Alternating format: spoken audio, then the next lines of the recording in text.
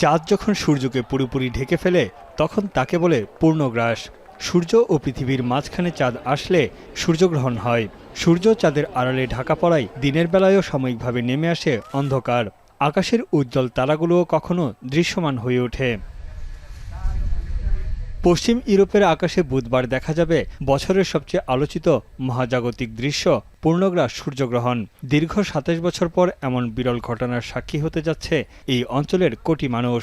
এবারের সূর্যগ্রহণ উত্তর সাইবেরিয়া, আর্কটিক মহাসাগর এবং পূর্ব গ্রিনল্যান্ড পেরিয়ে পশ্চিম আইসল্যান্ড ও উত্তর স্পেনের উপর দিয়ে যাবে।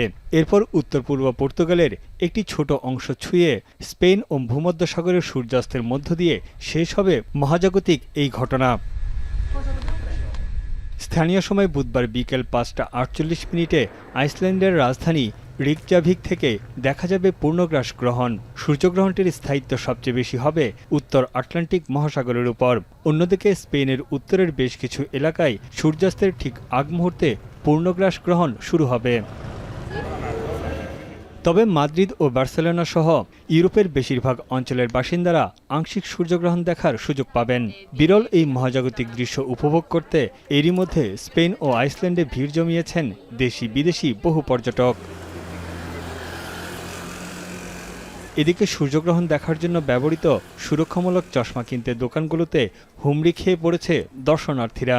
প্রায় প্রতিটি দোকানে তৈরি হয়েছে দীর্ঘ সারি। এরই মধ্যে বিক্রি হয়ে গেছে স্পেন ও ফ্রান্সের বেশিরভাগ দোকানের এসব চশমা।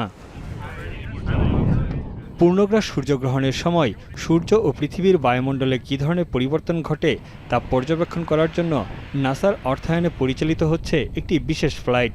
বিমান দিয়ে মেঘের উপর থেকে বিশেষায়িত ক্যামেরা দিয়ে তোলা হবে উচ্চ রেজলিউশনের ছবি।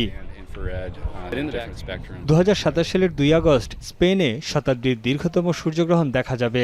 এরপর ২০২৮ সালে পূর্ণগ্রাস সূর্যগ্রহণ হবে অস্ট্রেলিয়া ও নিউজিল্যান্ডে, ২০৩০ সালে দক্ষিণ আফ্রিকায় এবং ২০৩৫ সালে জাপানে। তানভীর জনি, এখন বিশ্ব।